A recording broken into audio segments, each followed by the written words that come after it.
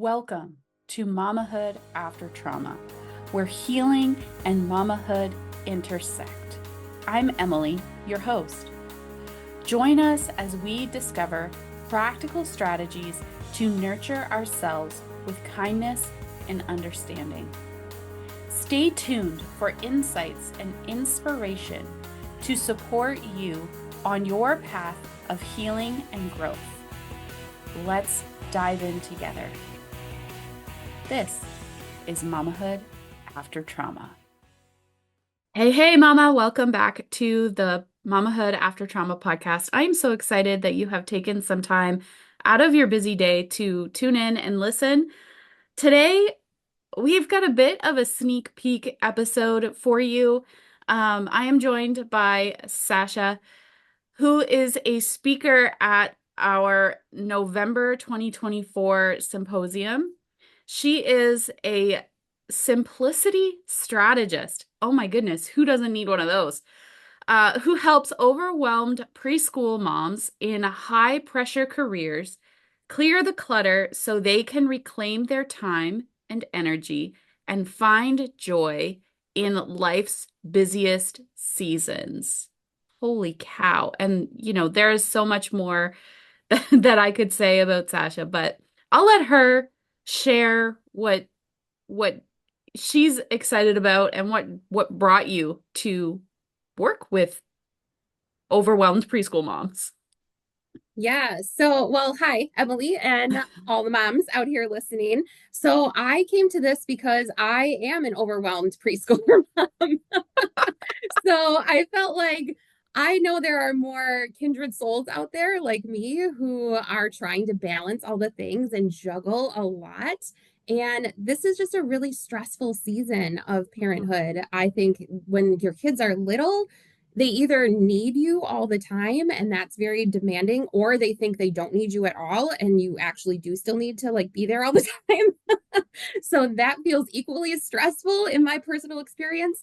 So I really want to help support women with not just surviving in this season of life, but being able to really thrive in it, embrace it, love it, and enjoy it. It only happens one time with, even if you have multiple kids, it's just that one time with this one kid. You get this one experience of this. So I just really want to help support moms with not feeling burned out, not feeling exhausted, not feeling like they cannot be present with this. And like this is something they're just trying to get through to the next stage. Let's just enjoy what we have while we have it. Life is too short to let these moments slip by. Absolutely. And in my experience, the experience you have with one kid can be polar opposite of the experience you have with another kid. Like, for example, my eldest, she breaks the mold. She is super dependent. Her little brother is super independent. Mhm. So both can be irritating and frustrating and stressful, but both are unique experiences to that one child. And so, can you share a little bit about your methodology and um, how you help overwhelmed preschool moms? Yeah, so my focus is the niche, I guess, is decluttering is really the umbrella that I put it under. But my strategy is really a three-pillar strategy. So I am a trauma therapist by training. That's where I kind of grew up in the mental health field. I spent 15 years in a career as a therapist focusing on addiction, co-occurring disorders, and then later specialized in trauma when I moved more into the mental health side.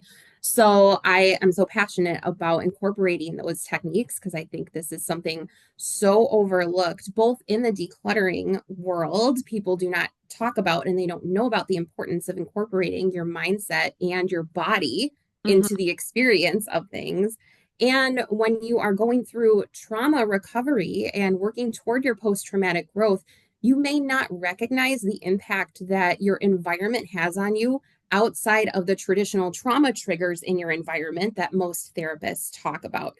So, this felt to me just like a beautiful way to harmonize all of these concepts together. So Mm-hmm. I incorporate the mindset element of it, the somatic and body-based element of it, and then the physical strategies for actually decluttering your spaces.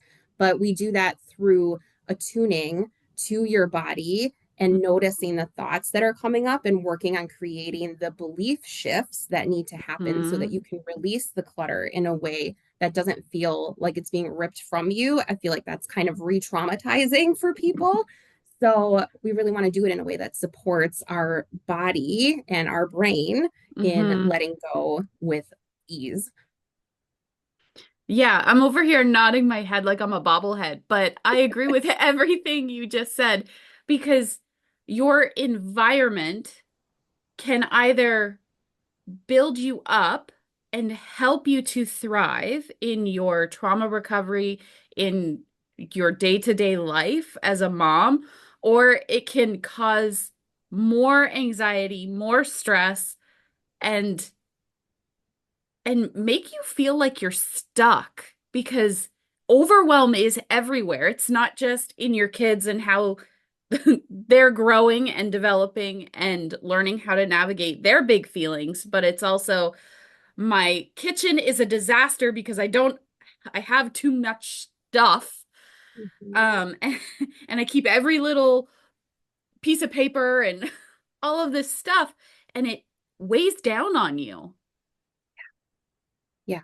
Yeah, absolutely. And it makes it hard because you may not realize that your brain is always assessing your environment, right? That's what it's designed to do. It's made to keep you alive by constantly scanning for danger around you, right? Yes. So it is demanding on your body and taxing of your energetic system when you Mm-hmm. have a lot of clutter around you that's harder for your brain to evaluate. It makes it more challenging for your brain to assess for safety when there's so much input that your system is getting from your environment.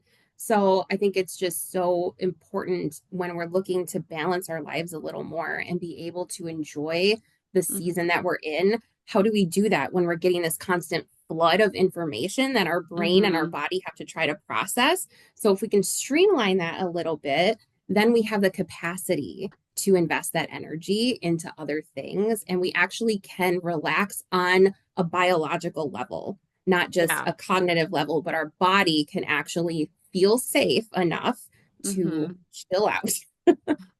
Yeah, to take that chill pill. Yeah. And like it can keep you in fight or flight if your environment, if your body can't determine if you're safe simply by the clutter. Like our bodies are designed ingeniously. Like it's amazing what clearing your clutter can do. Mm-hmm. Yeah, absolutely. It was something that I personally experienced, and that's where I really understood the power of it as Hmm. I had decluttered my life when I was going through my own personal growth journey. And then as I moved into therapy and became a trauma specialist in my therapy career, I really started working with other women too who were dealing with so much overwhelm and so much stress and just not even understanding that we spend so much time and energy shaming and blaming ourselves for how we respond to things and how things are and how Hmm. stressed out we are. And we should be able to better handle this. And why can't I manage this? Other people seem like it just comes so naturally and it's so easy for them. But your body is doing what it's supposed to do. Your brain is doing what it's Absolutely. supposed to do. You're not broken. You're not damaged. You're operating exactly how you're designed to be operating. All Hmm. humans are made this way. It's not that there's something Yes. wrong with you. You're doing what you think you need to do to survive. Your body and your brain are Yes. trying to protect you. So let's build some compassion for how Hmm. we are really trying to make it in all this Yeah. chaos. And Yeah. let's also talk about how we can support ourselves in not having to try so hard. And that will release some of that pressure that we feel to maintain it all and juggle it all, and the shame that we associate with not being able to keep up with these unrealistic standards. Absolutely. Like I was talking earlier today in my Instagram story about how I'm going through a medical issue. And 5 or 6 years ago, Emily back then would have been so angry at her body for working against her. However, Emily now knows that my body is talking to me and telling me that something is off, that I need to nurture and love and give certain attention to my body so that it can heal. Your body was designed to keep you alive.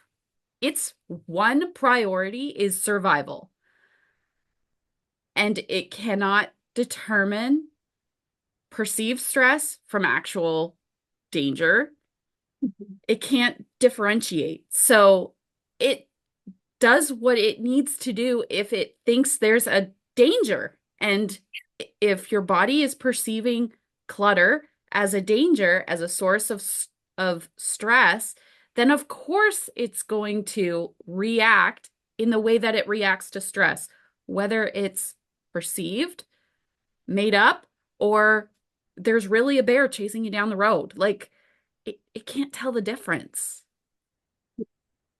Yeah. Yeah. And it's, I think, important that we recognize that element of it, that Yeah. there's nothing wrong with this. There's nothing Hmm. wrong with us, but you don't know what you don't know, right? Exactly. And like if you are not aware of the impact that your environment can have on you beyond the way we traditionally talk about it in terms of our trauma triggers, then you would never think to do something about it, right? Why would you think Hmm. to declutter your house if no one has ever told you that there is actually a neurological and biological impact on your clutter, that it actually does affect your nervous system, right? If you don't Oh, know that information, how are you going to do anything about it, right? So I just really am so big on let's strip away the shame element of it, because also that piece of it where we feel like we want to kind of hold on to that story sometimes about, hmm. how there's something wrong with us and we are damaged in some way. That too has been a protective story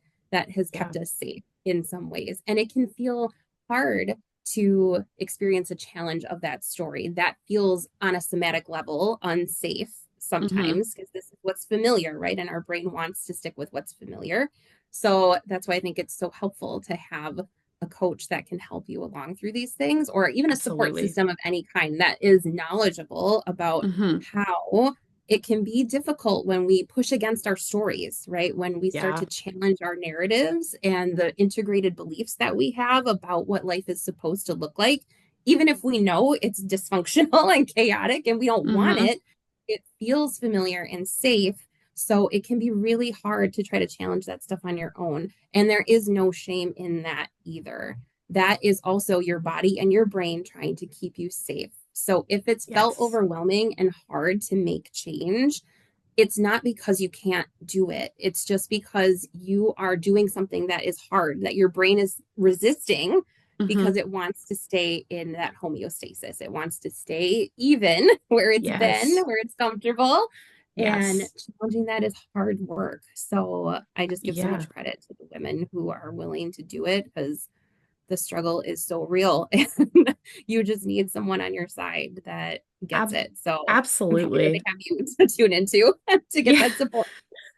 As you were talking, I thought about The Croods. Do you remember that movie Yeah. where the dad is trying to keep the family in the cave because that's what they know. They know the cave. The cave is safe.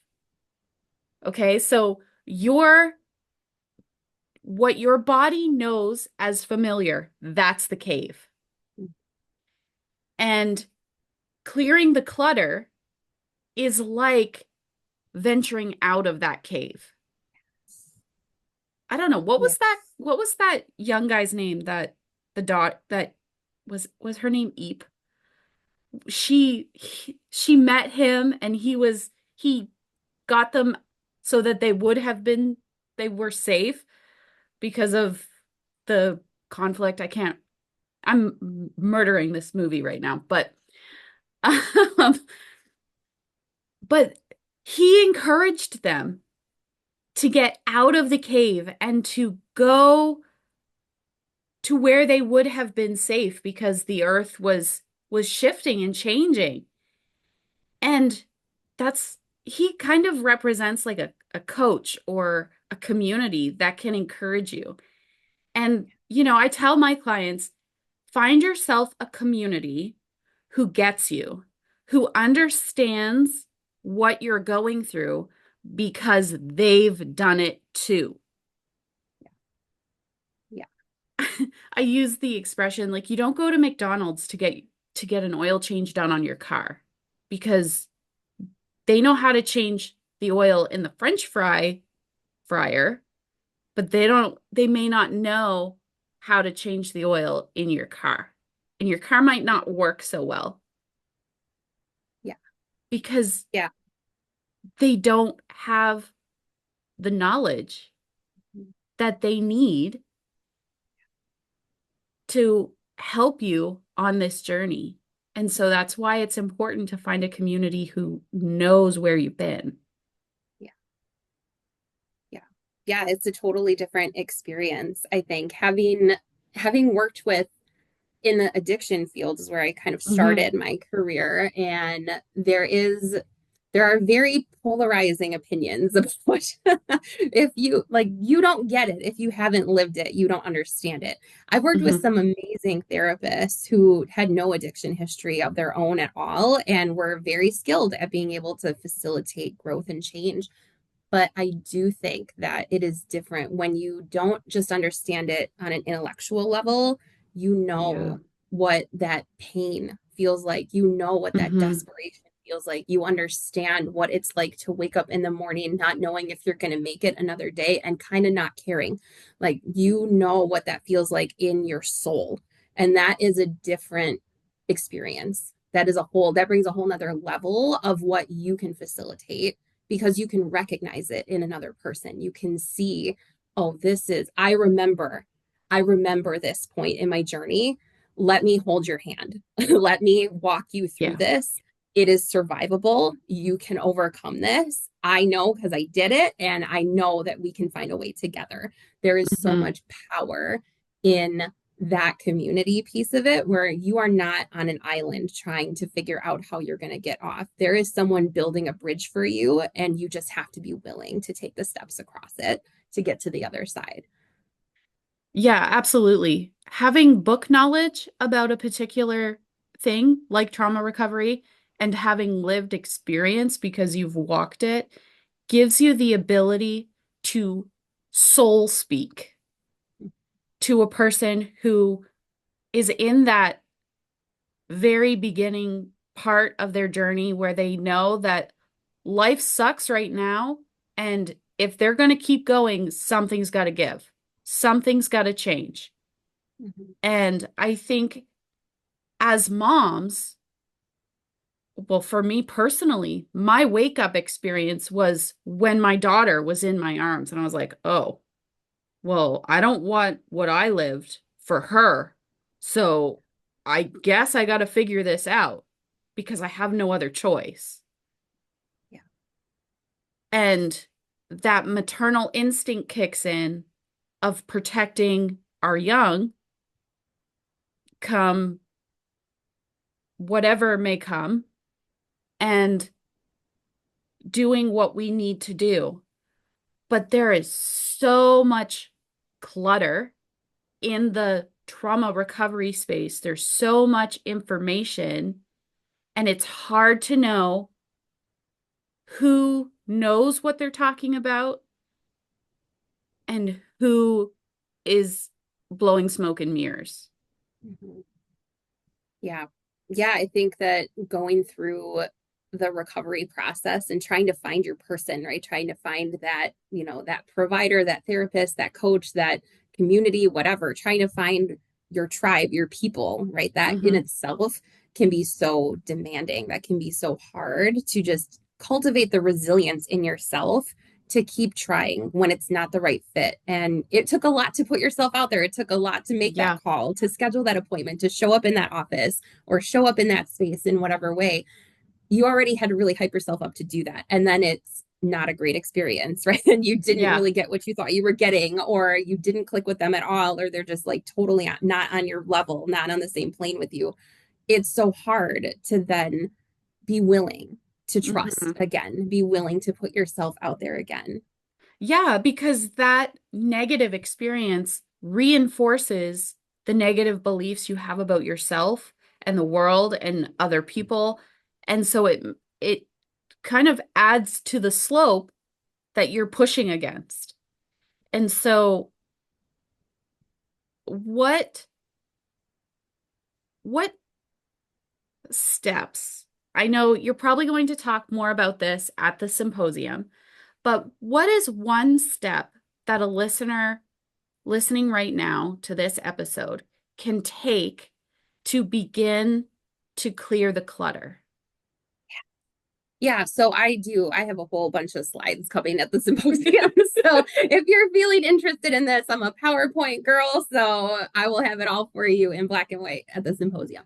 But I think, firstly, internally, the most Hmm. important thing that you can do is to cultivate that self compassion, cultivate that Yes. understanding that this is not actually a sign of something wrong with you or some kind of issue with you, right? This is not a problem in the sense that it's because you're defective in some way. Yeah. This is only a problem because you didn't know. You didn't know that this Hmm. was something that merited attention or that was impacting you and making things harder. You just didn't know. And your Hmm. body and brain are doing what they're made to do. It is okay. It is okay. It's okay that things are the way they are. It's okay that you don't like the way that things are. And it's okay to ask for help. It's okay to seek out resources to be able to make a change. We all need support in making shifts. I never in life am without a therapist and a coach of some kind. Like I'm Hmm. always team, because that's how I do team me. Team Yeah. me has other people in her corner. So like Yes. that is okay.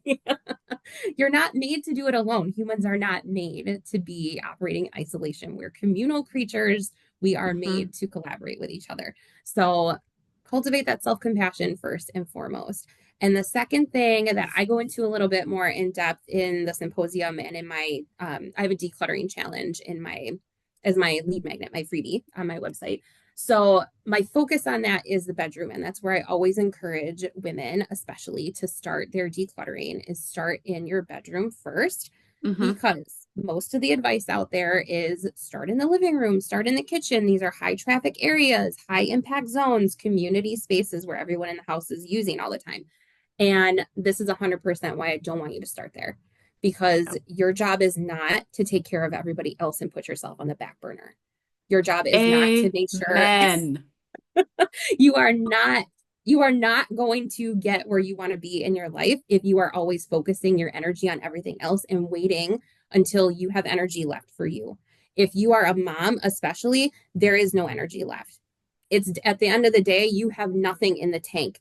I have nothing in the tank at the end. I'm a professional and I have nothing in the tank at the end of the day because it just requires so much of you to maintain life at this level when you are fully Yes. present and fully engaged in it.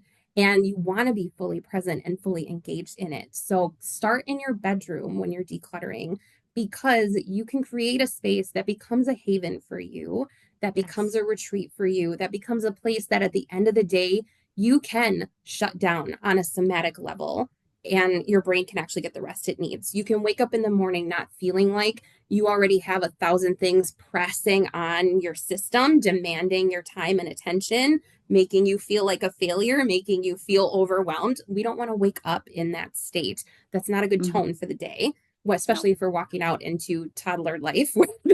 It's all overwhelming chaos the instant you open the door. So, like, we don't want to set that kind of vibe.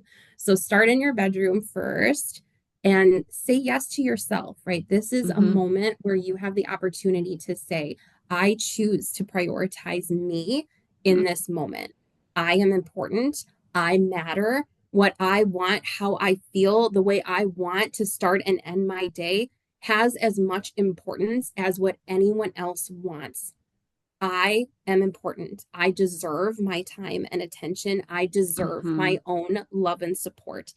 Yes. So I think it is so powerful to just say that to yourself by making this one decision that for 5 minutes, I am going to just give all my attention and energy and love to me because I Yes. deserve it. I am worthy of my own love. That is so, so powerful. It's such a healing thing that you can give to yourself. And I just think there is no replacement for it. Even if you don't choose decluttering as your path, find a way to Mm-hmm. do that for yourself, to provide yourself with even that little window, that 5 minute window of time every day to say, you know what, self, I love you and I am Yes. here for you and I am going to find a way to support you today. I think there's just that's magic. That's magic. There's no there's Yes. no science behind this. I have no proof of it, on an intellectual level, but in my experience working within my Mm-hmm. own self and with so many hundreds of women in my career, that is the magic secret. That is it. You have to really invest in Absolutely. yourself and believe that you deserve your own love and support as much as everyone else does. Absolutely. And if you are a mama who struggles with self-compassion, I want to let you know to stay tuned because I've got a 30-day self-compassion program, email program. So it's 30 emails over the course of a month will drop into your inbox and I will help you over that 30 days to build your self-compassion muscle because it's just like going to the gym. You don't get rock hard abs after one gym visit. It doesn't matter who you are. Even if you're Popeye, you don't get rock hard abs after one gym visit. And it's the same with self-compassion. It's a muscle. If you grew up in an environment that did not was not compassionate, did not teach you how to be compassionate with yourself, and it was always focused on serving other people, then that's a muscle that you have to build. And so that's what I'm working on. I love that. That's amazing. I would throw in, even if I'm probably most people listening to your podcast do have a trauma history and that's why they're Yeah. tuning in. But even if you don't, I think because of the way women are socialized, this is a whole other element of Oh yeah. my personal learning and development that just how women in general are socialized, we are really taught that our job is to take care of everyone else, that our value and our worth only Yeah. comes from how well we serve other people and take care of everyone around us and keep everyone around us happy. So I think Toxic. every woman in the world needs to get this 30 days self-compassion support. It is Yeah. so awesome. Yeah. That's amazing. Oh man. Thank you so much for joining me today, Sasha. It was a pleasure speaking with you, and I cannot wait to hear your talk at the symposium. If you would like to join Sasha and I at the symposium, check out the link in the show notes, and we can't wait to see you there. Yeah, I can't wait to be there. I'm so excited. Q&A too. So bring your Oh questions, think yeah. about them and bring them over. Yeah, yeah. If you have questions from this episode or questions from her talk at the symposium, you get to ask those questions to her and get an answer in real time. So, you know, there's that too. Yeah, I can't wait to see you there. Yeah.